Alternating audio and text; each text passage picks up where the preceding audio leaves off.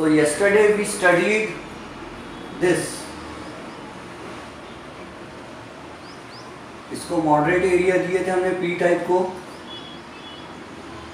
फिर यहाँ पे डिप्लीशन रीजन बना था, सॉरी एन पढ़े थे ना अपन N, this was P region. फिर यहाँ पर बड़ा डिप्लीशन रीजन बना था और फिर ये एरिया बड़ा दिए थे हमने एन रीजन के लिए, this was depletion region, this also was depletion region.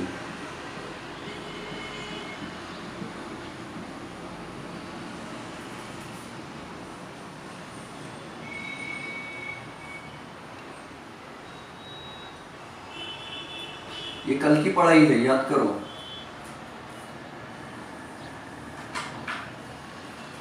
We studied this topic yesterday.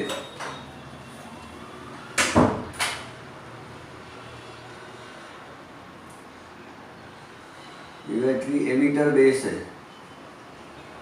Cell emitter base junction. Okay, this was N region, ये पी रीजन और ये एन रीजन। इधर के सर्किट को इनपुट सर्किट कह रहे थे हम, और इसको कह रहे थे आउटपुट सर्किट।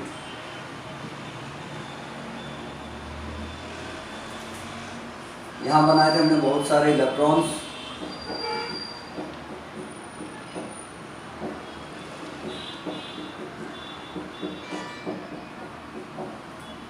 और यहाँ बनाए थे हमने कम इलेक्ट्रॉन्स,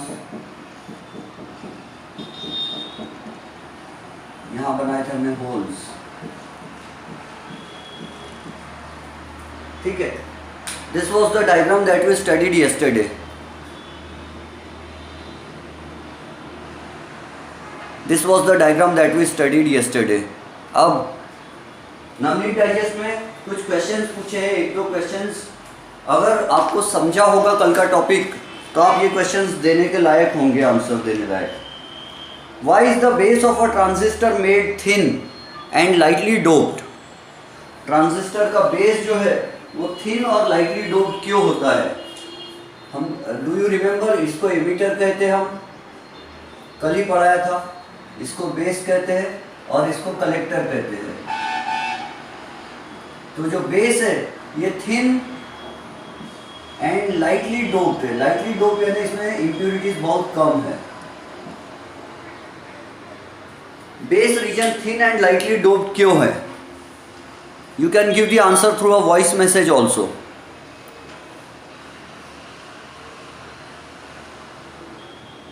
बेस रीजन थिन क्यों है और लाइटली डोप्ड क्यों है?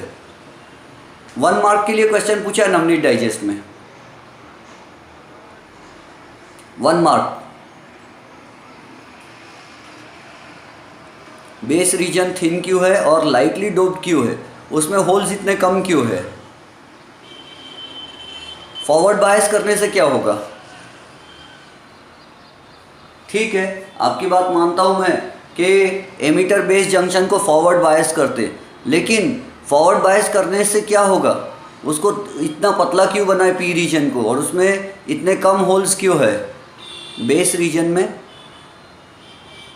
वो 2 लेयर्स को सेपरेट करते हैं, तो फिर क्या हुआ? जाड़ा बनाते तो भी तो लेयर्स, 2 लेयर्स को सेपरेट कर सकता था। वो जाड़ा बनाते तो भी तो सेपरेट कर सकता था।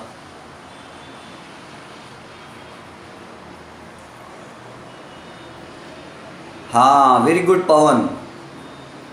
अगर ये यहाँ पर इसको हेवी डोपिंग करते थे हम, यहाँ बहुत सारे होल्स रहते थे, तो क्या होता था? एमिटर से जितने होल्स निकल रहे, ज़्यादातर होल्स यहाँ अटक जाते थे, और कलेक्टर रीजन में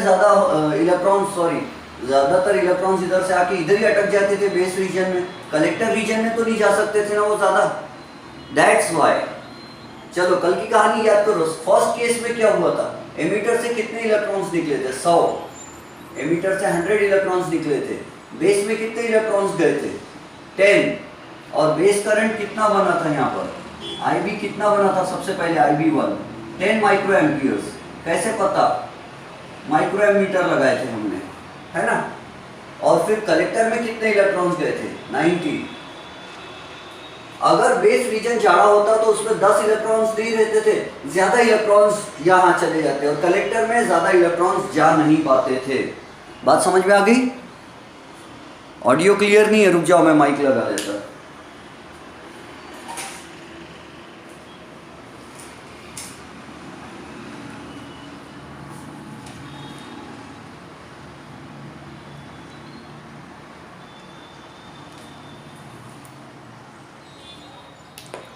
okay, is the audio clear now? Audio clear है? हाँ, तो 1 मार्क का आंसर समझे क्या? Why is the base region of a transistor made thin and is lightly doped? So the base of a transistor is lightly doped then the emitter and is made narrow so that virtually all the electrons injected from the emitter diffuse right across the base to the collector junction without recombining with holes। यानी हमारा M होता है कि emitter के electrons ज़्यादा से ज़्यादा collector reason में चले जाना चाहिए, क्योंकि हमको कलेक्टर का करंट बढ़ाना है, आईसी बढ़ाना है ना। एमिटर रीजन में जो करंट आता है उसको क्या बोलते हैं हम? आई, सॉरी, फॉरवर्ड बायस है, P2 पॉजिटिव N2 नेगेटिव, ये ऐसा करंट, सॉरी उल्टा हो गया, नेगेटिव में आएगा करंट ऐसा, और यहाँ से ये है, ये बेस करंट ऊपर जा रहा है, और यहाँ जो करंट है that is IC, collector current IC. और यहाँ क्या लगा के रखे हमने? मिलियम मीटर। जल्दी जल्दी पढ़ो ताकि हम आगे भी बढ़ सके। अब देखो, जैसे ही हमने 0.7 वोल्ट से ज्यादा वोल्टेज दिया, इनपुट वोल्टेज 0.7 वोल्ट से ज्यादा दिया हमने, तो क्या हुआ?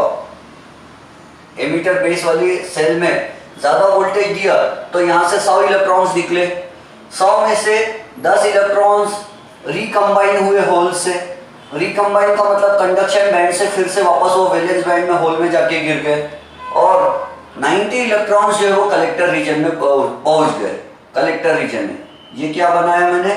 This is depletion region, potential barrier है ये, पोटेंशियल बैरियर।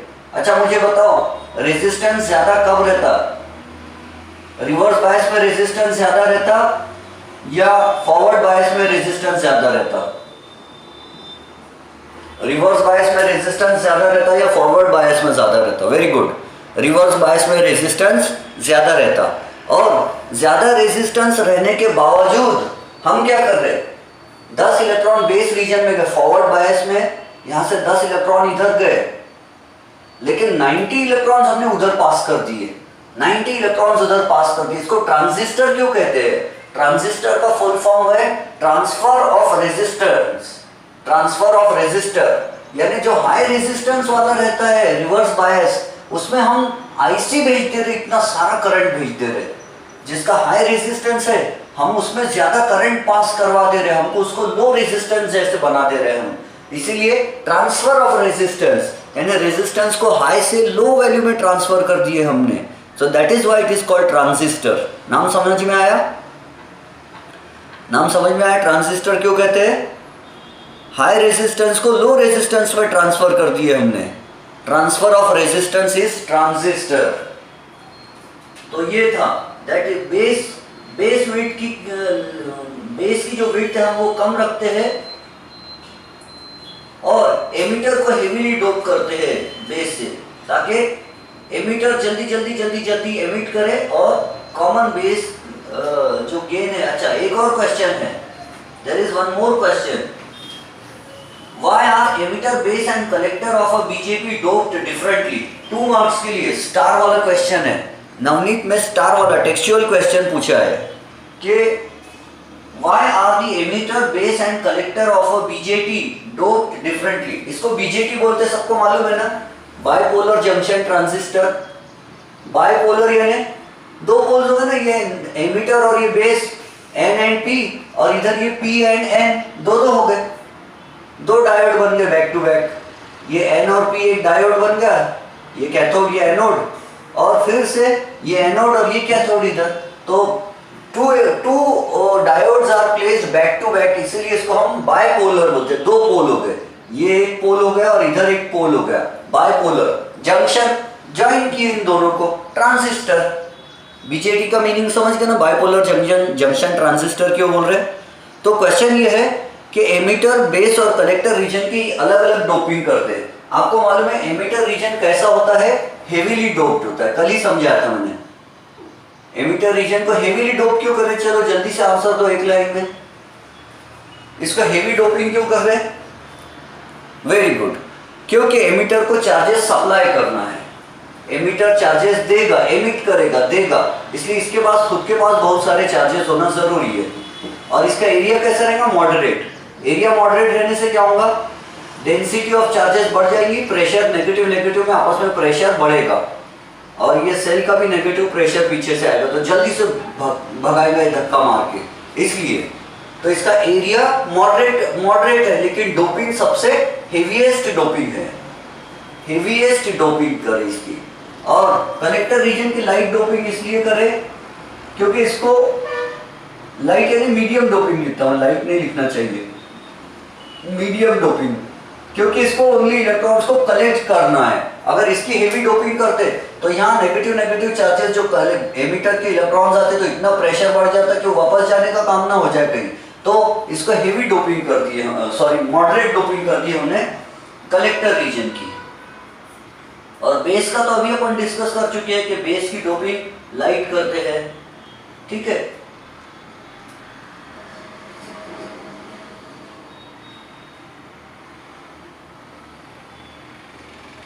चलो आगे बढ़ते हैं फिर।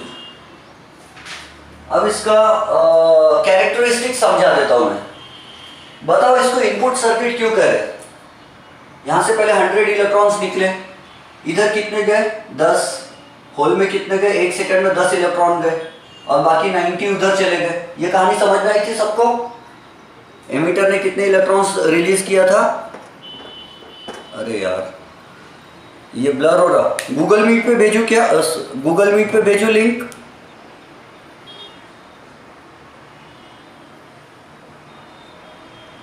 नहीं, चलो फिर ऐसे ही चलने दो। हाँ लिसन, क्लियर हो जाएगा थोड़े समय में।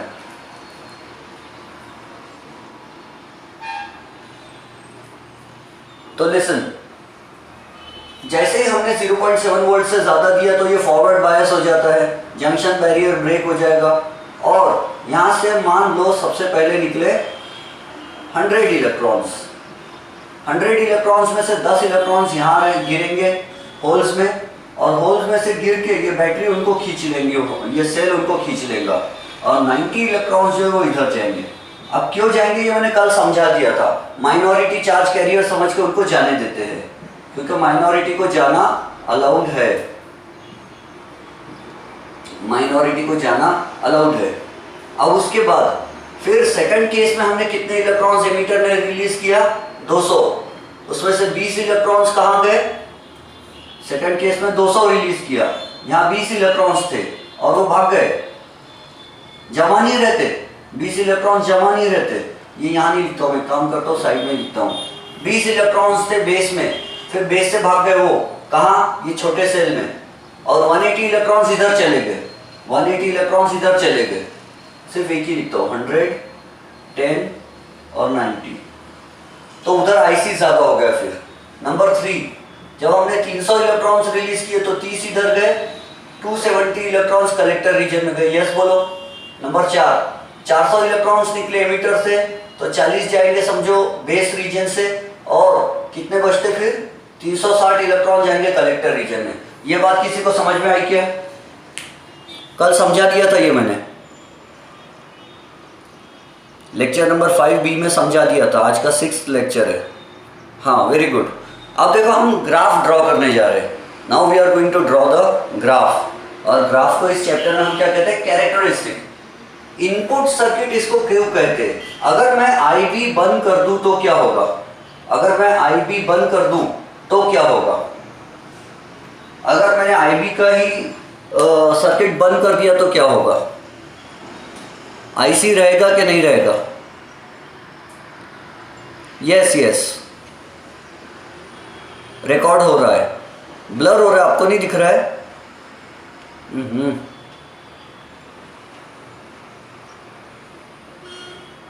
मैं रिकॉर्ड इसलिए कर रहा हूँ और साथ में जूम क्लास इसलिए ले रहा हूँ ताकि आपको दिखाई भी दे और रिकॉर्डिंग भी हो, ताकि आपके क्वेश्चंस भी इसमें इंक्लूड हो जाए।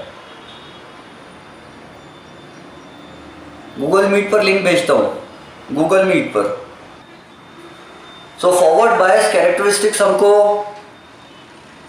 फॉरवर्ड बायस कैरेक्टरिस्टिक्स चल रहे हैं, ठीक है। सी, इसको इनपुट सर्किट क्यों बोल रहे हैं हम? अगर मैंने ये स्विच ऑफ कर दिया, 0.7 वोल्ट वाला सेल ऑफ कर दिया मैंने, तो इधर से एमिटर कुछ रिलीज करेगा क्या? नहीं, क्योंकि बैटरी नेगेटिव टर्मिनल प्रेशर ही नहीं देगा पीछे से इलेक्ट्रॉन्स को, negative negative repel each other, यहाँ से प्रेशर ही नहीं मिलेगा, तो 100 इलेक्ट्रॉन्स यहाँ से रिलीज होंगे ही नहीं। अगर 100 इलेक्ट्रॉन्स एमिटर रीजन से रिलीज नहीं होंगे, अगर 100 इलेक्ट्रॉन्स एमिटर रीजन से रिलीज नहीं होंगे तो क्या होगा? 10 इलेक्ट्रॉन ना तो बेस रीजन में जाएंगे, ना 90 इलेक्ट्रॉन्स कलेक्टर रीजन में जाएंगे। मतलब इसकी चाबी यहाँ है। अगर IB बंद कर दिया जाए, ये करंट बंद कर दिया जाए IB, तो IC भी बंद हो जाता है, ठीक है। IB बंद कर दिया जाए तो if IB is equal to 0, then IC also is equal to 0। अगर IB ऑफ है तो IC भी ऑफ हो जाता है। इतना क्लियर हो गया, समझ में आ गया? अगर बेस करंट बंद कर दिए तो कलेक्टर करंट अपने आप बंद हो जाता है। दूसरी बात, अ स्मॉल इंक्रीज, इसका प्रिंसिपल क्या है? इसका प्रिंसिपल, तो ये क्या हुआ फिर? ये इनपुट सर्किट हो गया। IB बंद करने से IC बंद हो जाता है। अगर IB बंद कर दिए, ये फॉरवर्ड बायस वाला सर्किट अगर हमने बंद कर दिए, इसको क्या किया हमने? इनपुट सर्किट को फॉरवर्ड बायस किया। अच्छा, टेक्स्ट बुक में गलत लिखा है ना, जो सेकंड कैरेक्टरिस्टिक बना है ग्राफ नीचे, उसको उसने गलती से इनपुट कैरेक्टरिस्टिक लिख दिया, वहां आउटपुट होना चाहिए। तो ध्यान से समझो, इनपुट इसको क्यों कह रहे हैं? क्योंकि चाबी यहाँ पर है। अगर ये इनपुट चालू होगा तो ही IC हमको मिलेगा। अगर IB चालू रहेगा तो IC मिलेगा। IB बढ़ाएंगे तो IC बढ़ेगा, IB कम करेंगे तो IC भी कम हो जाएगा। तो ये IB का सर्किट कौन सा? ये लेफ्ट वाला सर्किट है, इसीलिए इसको इनपुट सर्किट कहते हैं, और IC वाले को आउटपुट सर्किट कहते हैं। ये समझ में आया आपके? इनपुट सर्किट क्यों कह रहे हैं हम? फॉरवर्ड बायस को इनपुट सर्किट क्यों कह रहे हैं, समझ में आया?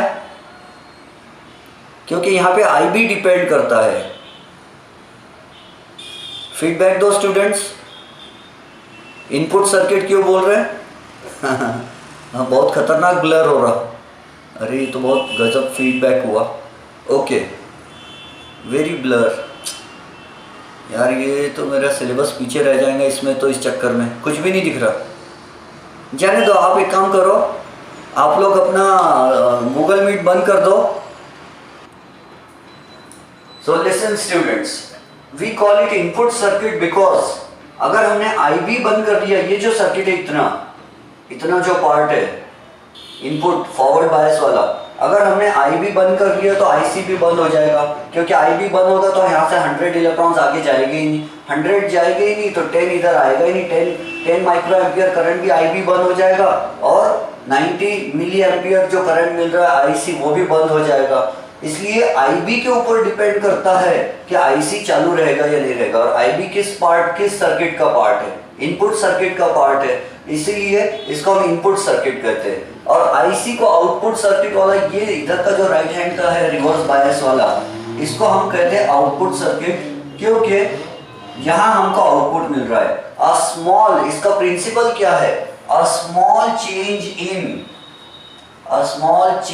इन IB causes a large change in IC। IB थोड़ा सा चेंज कर दो तो IC बहुत चेंज हो जाता। इसको मैं ऐसा भी बोल सकता, a small increase in IB। ये देखो, ये 10 माइक्रो एम्पियर से सिर्फ 20 माइक्रो एम्पियर हुआ, लेकिन ये 90 मिली एम्पियर से 180 मिली एम्पियर हो गया। अच्छा, समझाने के लिए इसको माइक्रो और इसको मिली दे रहा हूं मैं, लेकिन रियलिटी में भी वही होता है, ये माइक्रो रहता है और ये मिली रहता है। यहाँ भले आपको यकीन ना हो बट रियली होता है ऐसा, तो रियलिटी बता रहा हूं मैं समझाने के लिए। तो स्मॉल इंक्रीज इन आईबी 10 से इंक्रीज हुआ आईबी, लेकिन आईसी कितने से इंक्रीज हुआ? 90 से इंक्रीज हुआ। यहाँ आईबी कितने से इंक्रीज हुआ? 10 से। यहाँ आईसी कितने से इंक्रीज हुआ? 180 से 270 हो गया, मतलब 90 से इंक्रीज हो गया। आईबी 10 से इंक्रीज होता है तो आईसी 90 से इंक्रीज होता है। इन आवर एग्जाम्पल, यहाँ लिख देता हूं मैं, in our example here a small change in IB by 10 microamperes causes a large change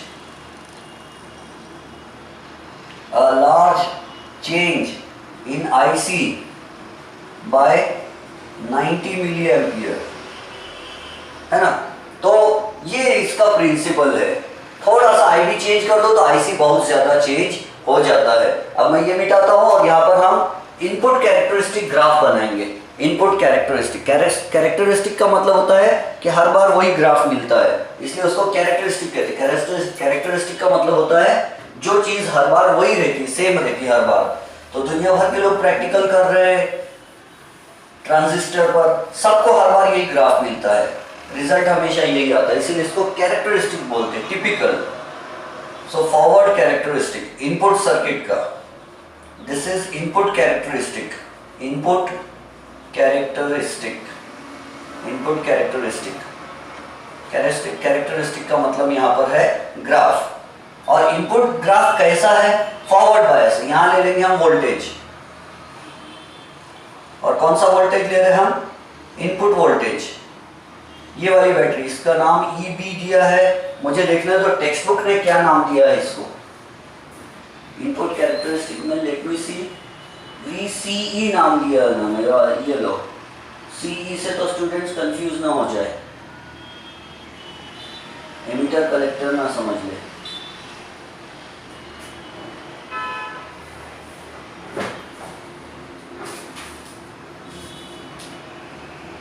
हाँ, यस, नवनीत डाइजेस्ट ने अच्छा नाम दिया है, BE नाम दिया उन्होंने, मैं EB नाम देता हूँ ना, एमीटर बेस। ये वाला सेल है वो, एमीटर बेस, ठीक है, ये वाला सेल है ये वाला। और यहाँ पर वोल्टेज की वैल्यू लिखेंगे हम 0.1 वोल्ट, 0.2, 0.3, 0.4, 0.5, 0.6, 0.7। तो 0.6 से चालू होता है और 0.7 पे करंट का वैल्यू दिखाता है। ये 0.6 से चालू होता है, ग्राफ ऐसा आएगा।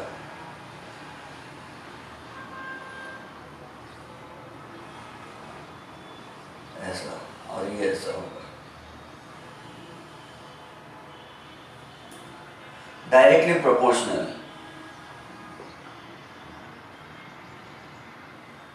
ये वाला। और ये करंट कब रहेगा? जब वोल्टेज हम, इनपुट वोल्टेज हम कम रखेंगे, मान लो 2 वोल्ट रख दिए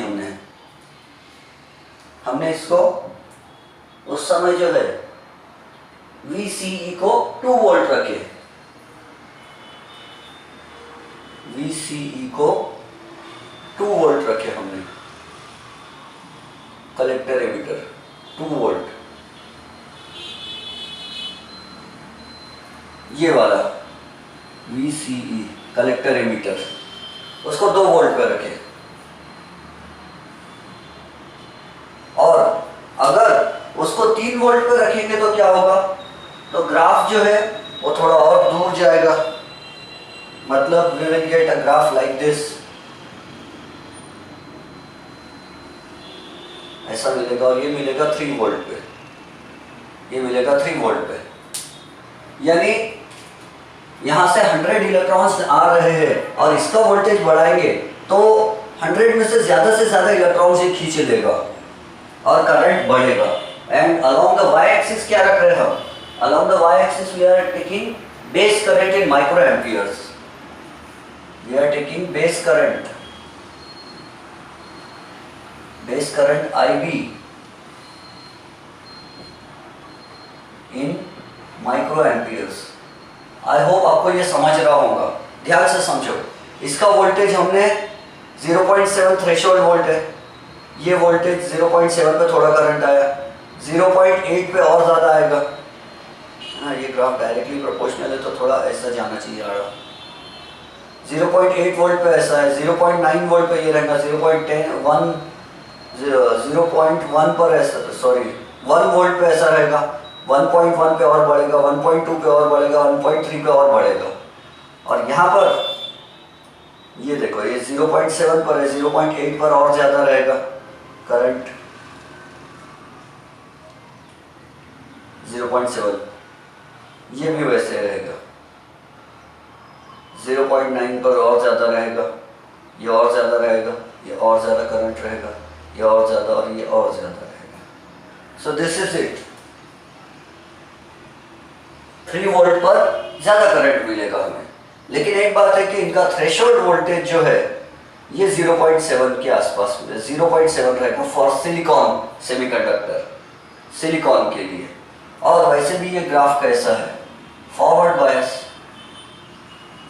बायस इनपुट कैरेक्टरिस्टिक, ये फॉरवर्ड बायस है। इसका ये 2 और 3 का मीनिंग समझे क्या आप? देखो, ये 0.7 वोल्ट से जैसे जैसे हम यहाँ वोल्टेज बढ़ाते जा रहे हैं, तो जैसे जैसे वोल्टेज बढ़ रहा है वैसे वैसे क्या हो रहा है, वैसे वैसे देखो, पहले हमने इसको 2 वोल्ट पे कांस्टेंट कर दिया, इसको 2 वोल्ट पे कांस्टेंट कर दिया। कौन सी बैटरी को? ये कनेक्टर वाली बैटरी को 2 वोल्ट पे कांस्टेंट कर दिया। और क्या बढ़ाया हमने ये वोल्टेज बढ़ाया, इसको 0.7 पर रखा, 0.8 पर रखा, करंट बढ़ा, 0.9 पर रखा, करंट और बढ़ा, 0.1 पर रखा और करंट बढ़ा, 1.1 पे और करंट बढ़ा, 1.2 पे और करंट बढ़ा। ठीक है, फिर उसके बाद इसको 3 वोल्ट पे रखे हमने, इसको 3 वोल्ट पे रखे, फिर देखे हमने कि हमारा करंट कितना हो रहा, आईबी कितना बढ़ रहा। तो आईबी का क्या हो रहा, फिर से यहाँ वोल्टेज बढ़ाते गए, वोल्टेज बढ़ाते गए, वोल्टेज बढ़ाते गए, तो आईबी जो है वो ये देखो, ये आईबी की वैल्यू है थ्रेशोल्ड वोल्टेज से चालू हो रही है ना। तो ये 3 वोल्ट, ये 2 वोल्ट पे ये कांस्टेंट रखे थे और बाद में 3 वोल्ट पर इसको कांस्टेंट रख के देखे, तो दोनों बार ग्राफ जो है, हमको दोनों ग्राफ ये बता रहे कि थ्रेशोल्ड वोल्टेज से करंट चालू हो रहा है, 0.7 volt is the threshold voltage, cut in voltage भी बोलते हैं हम उसको, और यहाँ ग्राफ इसी से चालू होता है। तो इनपुट बेस कैरेक्टरिस्टिक जो होते हैं, इनपुट कैरेक्टरिस्टिक या बेस कैरेक्टरिस्टिक, तो कॉमन इसके लिए हम क्या बोलेंगे, this is a set of curves of base current against base to emitter voltage for different constant collector to emitter voltages. अब देखो, कलेक्टर वोल्टेज कांस्टेंट रखो और बेस वोल्टेज को बढ़ाते जाओ, 0 से धीरे धीरे धीरे धीरे बढ़ाते जाओ। इनिशियली आईबी 0 रहेगा, कब तक? थ्रेशोल्ड वोल्टेज जब तक आता नहीं तब तक। और उसके बाद क्या होगा, 0.7 वोल्ट सिलिकॉन के लिए थ्रेशोल्ड वोल्टेज होता है, उसके बाद से, और जर्मेनियम के लिए 0.3 वोल्ट होता है थ्रेशोल्ड, लेकिन वी आर स्टडिंग सिलिकॉन, वैसे भी जर्मेनियम उतना यूजफुल नहीं होता। So for EB greater than threshold voltage, IB increasingly rapid, it increases steeply, बहुत जल्दी से इंक्रीज होता है। डायनेमिक इनपुट रेजिस्टेंस का डेफिनेशन क्या होता है? Increase in base voltage upon increase in base current, यानी ये इंस्टेंटली इंक्रीज होता है। थोड़ा ग्राफ को जो है 2 अलग अलग कलर से ले लेते, थोड़ा रेड कलर ले लेते, वेयर इज रेड कलर, हाँ, एक रेड कलर से दे देता, एक ग्रीन कलर से दे देता। ये देखो, ये ऐसा, और फिर उसके बाद ये ऐसा, ये जल्दी से इंक्रीज हो गया। ये कितने वोल्ट के लिए? VCE को हमने कांस्टेंट रखा 2 वोल्टेज पे, 2 वोल्ट पे, ये यहाँ देखो 2 वोल्ट पे CE को, और फिर दूसरा लेते हैं ग्रीन कलर से ताकि आपको और अच्छे से क्लियरली दिखाई दे। ये भी कहाँ से चालू हो रहा? 0.7 से चालू हो रहा है, ये 0.6 है, वहाँ से आ रहा है, लेकिन चालू तो 0.7 वोल्ट पे हो रहा है। और ये ऐसा, ये 3 वोल्ट पर है, 3 वोल्ट ग्रीन वाला। तो ये ग्राफ है। तो जैसे जैसे हम बेस वोल्टेज बढ़ाएंगे वैसे वैसे बेस करंट भी बढ़ेगा। बेस वोल्टेज बढ़ाने से बेस करंट भी बढ़ेगा। इसको बेस वोल्टेज बोलेंगे हम फिलहाल में। बेस वाली है ना ये एमीटर बेस सेल का वोल्टेज बढ़ाएंगे, एमीटर बेस सेल का वोल्टेज बढ़ाएंगे तो करंट भी बढ़ेगा। Ohm's law. अब ओम्स लॉ के हिसाब से हम यहाँ एक काम करते हैं, हम एक ये भी लिख सकते हैं डायनेमिक इनपुट रेजिस्टेंस किसको कहते हैं। डायनेमिक इनपुट रेजिस्टेंस किसे कहते हैं? तो R input dynamic input resistance हो सकता है। आप बोलोगे सर इनपुट रेजिस्टेंस क्यों नहीं बोल रहे, डायनेमिक वर्ड क्यों बोल रहे? तो रेजिस्टेंस इज नॉट कांस्टेंट। यहाँ देखो, यहाँ तक रेजिस्टेंस इज वेरी हाई, इसीलिए तो 0.7 वोल्ट तक करंट ही नहीं चालू हुआ। 0.7 वोल्ट तक रेजिस्टेंस इज वेरी हाई, इतना हाई है कि करंट ही नहीं चालू रहा। 0.1 वोल्ट लगाए, यहाँ 0.2 लगाए, 0.3, 4, 5, 6 सिलिकॉन के लिए 0.6 वोल्ट तक लगाए तो करंट चालू नहीं हुआ। तो इसका मतलब क्या है, resistance is very high up to 0.6 volt, but 0.7 volt आ गया तो रेजिस्टेंस कम हो गया एंड करंट बढ़ने लग गया। और फिर क्या हुआ, a small increase in voltage causes a large increase in current. तो रेजिस्टेंस इज नॉट कांस्टेंट, इसीलिए डायनेमिक रेजिस्टेंस बोल रहे हैं। डायनेमिक का मतलब होता है चेंज होने वाला, है ना, rotational dynamics. Axis of rotation change करो तो एंगुलर वेलोसिटी चेंज होती थी वो, और angular momentum constant, moment of inertia constant रखते थे। तो चलो R I is equal to क्या होगा, चेंज इन ओम्स लॉ क्या है, V is equal to I R. तो R इज इक्वल टू क्या होता है, V अपॉन I। तो ये होगा V कौन सा, EB, एमीटर बेस का वोल्टेज चेंज करो। डेल्टा का मतलब क्या है, change in emitter base voltage 0.7 से 0.8 करो तो क्या होता है, करंट भी चेंज हो जाता है। चेंज इन IB, यहां ये क्या लग रहा है, अकॉर्डिंग टू ओम्स लॉ, ठीक है। अच्छा, एक बात याद आई है, बीच में ऐसे बोलना नहीं चाहिए लेकिन एक बात याद आ गई मुझे कि what is the difference between current, definition of current for a metallic conductor and for a semiconductor. For a metallic conductor, electric current का definition है the rate of flow of electrons, and for a semiconductor the definition of electric current is the rate of flow of electrons and holes is called electric current in a semiconductor. Definition different होगी, ठीक है। और metallic conductors में resistance constant रहता है, semiconductor में resistance is not constant. तीसरा और डिफरेंस हम बोल सकते हैं लेकिन अभी फिलहाल में नहीं, मैं बाद में डिफरेंशिएट कर दूंगा मेटेलिक कंडक्टर्स और सेमीकंडक्टर्स में डिफरेंसेस क्या है वो हम बाद में करेंगे। चलो, अब उसके बाद ये हो गया इनपुट, और ये जो इनपुट होगा इसमें एट VCE कांस्टेंट, VCE ये वाला कांस्टेंट रखना पड़ता है और ये चेंज करते जाना होता है। ये क्या करूं मैं, इसकी जगह नहीं है, at constant VCE, collector emitter battery उधर की वोल्टेज, ठीक है, ये इसी का पार्ट है ये। सो दिस इज कांस्टेंट, ये वाला। और VCE का मतलब क्या है, output battery voltage,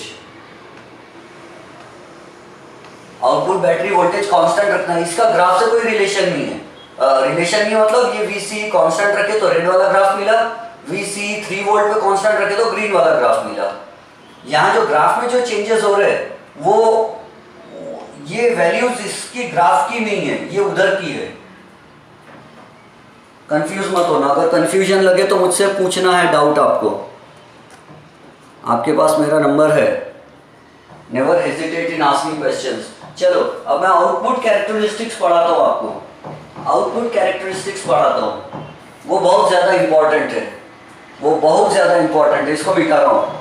output characteristics are very very important. उसके लिए मुझे थोड़ा ग्राफ भी मिटाना, अब ये कांस्टेंट रखेंगे हम, ये कांस्टेंट रखेंगे और इसको बढ़ाएंगे। ये EB को कांस्टेंट रखा करेंगे फॉर अ पर्टिकुलर वैल्यू, यानी IB को कांस्टेंट रखेंगे हम और IC कैसे बढ़ता है वो देखेंगे। उसी को बोलते हैं output characteristics of a common emitter. Sorry, ये जो ग्राफ है, ये जो डायग्राम मैंने बनाया, ये कॉमन बेस कॉन्फ़िगरेशन है। कॉमन बेस कॉन्फ़िगरेशन का मतलब क्या है? ये जो बेस वाला वायर है, ये बेस वाला वायर इनपुट सर्किट में भी जा रहा है। बेस वाला वायर देखो, ये बेस वाला वायर इनपुट सर्किट में भी जा रहा है और ये बेस वाला वायर आउटपुट सर्किट में भी जा रहा है, इधर भी कनेक्टेड है। तो इनपुट सर्किट और आउटपुट सर्किट में कौन सा वायर कॉमन है? बेस वाला वायर है। तो इसको बोलते हैं common base configuration. Common base configuration. हम कॉमन एमिटर कॉन्फ़िगरेशन भी पढ़ेंगे। कॉमन बेस यानी बेस में से जो वायर निकल के आ रहा है, ये बेस है, पी रीजन बेस है, तो बेस वाला वायर इधर भी बैटरी में जब सेल से कनेक्ट हो रहा और एक उसमें जॉइंट मार के एक इधर भी कनेक्ट हो रहा, यानी इनपुट बैटरी से भी कनेक्ट हो रहा, इनपुट सेल से, और आउटपुट बैटरी से भी कनेक्ट हो रहा वो वायर के दो ब्रांचेस। इसीलिए हम इसको कॉमन बेस कहते हैं। बेस वाला वायर इधर भी और इधर भी जॉइन हो रहा है, कॉमन बेस कॉन्फ़िगरेशन। अब ध्यान से समझो आउटपुट कैरेक्टरिस्टिक्स, ये थोड़ा ध्यान देने लायक टॉपिक है और कंफ्यूज मत होना। इस बार जो हम लेंगे बैटरी, यहाँ वोल्टेज जो लेंगे वो कौन सा लेंगे? हम वो VCE वाला लेंगे, VCE वाला लेंगे। हम उसको बोलेंगे collector to emitter voltage, collector to emitter voltage, collector to emitter voltage, और उसी को हम डिनोट कर रहे हैं VCE से, कलेक्टर टू एमिटर। ठीक है। और अगर आपको ना समझे तो ये यहाँ ये VCE है, इसी को मैं आउटपुट बैटरी नाम दे देता हूँ, आउटपुट बैटरी।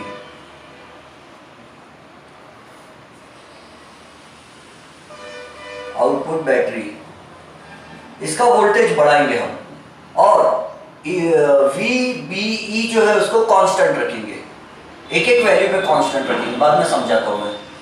देखो, और यहाँ क्या लेंगे हम? कलेक्टर करंट लेंगे। We will take collector current IC, यहाँ लेंगे हम कलेक्टर करंट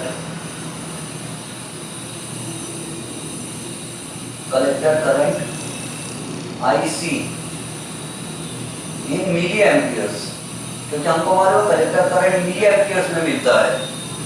अब इसका ग्राफ देखना, एकदम अल्टीमेट खतरनाक ग्राफ है, एकदम जबरदस्त ग्राफ बनने वाला है, और ये ज्यादा मार्क्स के लिए पूछा जाता है, ज्यादा मार्क्स के लिए पूछा जाता है। देखो स्टार्ट, हालांकि कॉमन एमिटर कॉन्फ़िगरेशन के लिए है, लेकिन बेस में भी तो हमको वही मिल रहा है सबसे पहले। फिर मैं आपको पढ़ के भी सुना दूंगा, फिर मैं आपको पढ़ के भी सुना दूंगा बुक से। ध्यान से समझो, ध्यान से। हमने यहाँ पर IB को कांस्टेंट रखा, एक पर्टिकुलर वैल्यू पर हमने IB को कांस्टेंट रखा। मान लो 10 माइक्रो एम्पियर्स पे IB कांस्टेंट है, IB 10 micro ampere per constant है, इसका वोल्टेज कांस्टेंट रखेंगे तो IB भी कांस्टेंट रहेगा। IB1 हमने 10 माइक्रो एम्पियर्स लिया, तो यहाँ से कितने इलेक्ट्रॉन्स निकले? 100 निकले। 100 में से 10 इलेक्ट्रॉन्स कहाँ गए? ये गड्ढे में, होल में। उनको किसने खींचा? एक सेकंड में 10 इलेक्ट्रॉन को किसने खींचा? ये वाले सेल में खींचा। ठीक है। अब इधर कितने इलेक्ट्रॉन बचे? 90 इलेक्ट्रॉन कौन से रीजन में? कलेक्टर रीजन में। क्या पूरे इलेक्ट्रॉन 90 एकदम से खींच लेगा ये? नहीं, ध्यान से समझना। इसका वोल्टेज की वैल्यूज लिख देंगे हम अपने मन से, कुछ भी अलग अलग वैल्यूज लिख देंगे। ठीक है। इसको लगाते हैं हम 1 volt, 2 volt, 3 volt, 4 volt, 5 volt, 6 volt, 7 volt, 8 volt, और लगाओ नेबर चैनल हो। तो ध्यान से समझना। देखो पहले क्या था? कलेक्टर करंट 0 था, कलेक्टर करंट 0 था। फिर हमने क्या किया? 1 वोल्ट लगाया, 1 वोल्ट लगाया। तब तक क्या रिलेशन हुआ? देखो 1 वोल्ट तक क्या रिलेशन है? डायरेक्टली प्रोपोर्शनल रिलेशन है। यानी जैसे जैसे हमने 1 वोल्ट तक वोल्टेज बढ़ाया, जानबूझ के मैं इसको 2 वोल्ट तक ले जाता हूँ, 2 वोल्ट तक ले गए हमने, यानी पहले हमने 1 वोल्ट रखे तो इसने 90 में से 45 इलेक्ट्रॉन्स को खींच लिया, 45 इलेक्ट्रॉन्स को खींच लिया। फिर उसके बाद हमने और वोल्टेज बढ़ाया, ध्यान से फिर से सुनो। जब हमने इसका वोल्टेज 1 वोल्ट रखा, 1 वोल्ट, इसको कांस्टेंट कर दिया, अब हमने इसको कांस्टेंट कर दिया, इसका वोल्टेज नहीं चेंज कर रहे, इसका वोल्टेज चेंज नहीं हो रहा, मतलब IB भी कांस्टेंट है, IB कांस्टेंट है। इधर से सिर्फ 100 इलेक्ट्रॉन्स निकल रहे, थ्रेशोल्ड के ज्यादा कर दिए इसको, थ्रेशोल्ड से ज्यादा कर दिए, काम चालू हो गया, यहाँ से 100 इलेक्ट्रॉन्स निकले, 100 में से 10 इधर आ गए, IB कांस्टेंट है, 10 माइक्रो एम्पियर है समझो। अब 90 इलेक्ट्रॉन्स इधर आए, तो जब हमने इसको 1 वोल्ट करके देखा, VCE को 1 वोल्ट किया, तो ये जो 90 इलेक्ट्रॉन्स थे उसमें से कितने खींचा उसने, 45 खींचा, 45 इलेक्ट्रॉन्स खींचा, ठीक है। फिर जब हमने 2 वोल्ट कर दिए इसको, इसका वोल्टेज बढ़ा दी, जब इसको 2 वोल्ट कर दिए तो इसने पूरे 90 इलेक्ट्रॉन्स खींच लिया, 90। अब हम इसको 3 वोल्ट कर रहे हैं तो नहीं खींच रहा, 90 से ज्यादा नहीं खींच रहा। 3 वोल्ट के बाद 4 वोल्ट कर दिए तो 90 से ज्यादा नहीं खींच रहा। 5 वोल्ट कर दिए तो 90 से ज्यादा नहीं खींच रहा, 90 खींच रहा है, एक सेकंड में 90 खींचते जा रहा है। 6 वोल्ट कर दिए तो हर सेकंड में 90 इलेक्ट्रॉन्स खींचता जा रहा है। भाई ये 90 से ज्यादा खींच क्यों नहीं रहा है? अब तो हम वोल्टेज बढ़ा रहे हैं, 90 से ज्यादा खींचना चाहिए इसने इलेक्ट्रॉन, नहीं खींचेगा। क्यों? क्योंकि हर सेकंड यहाँ से आ रहे कितने इलेक्ट्रॉन, 100 में से हर सेकंड यहाँ 10 इलेक्ट्रॉन यहाँ जा रहे, तो इधर हर सेकंड में 90 इलेक्ट्रॉन आ रहे ना, आ ही 90 रहे हर सेकंड में, तो खींचेगा क्या 90 से ज्यादा, हर सेकंड में सिर्फ 90 ही खींचेगा, यानी that current will be called saturation current, ये ऐसा होगा। और उस समय IB कितना रखे थे हमने, 10 माइक्रो एम्पियर कांस्टेंट।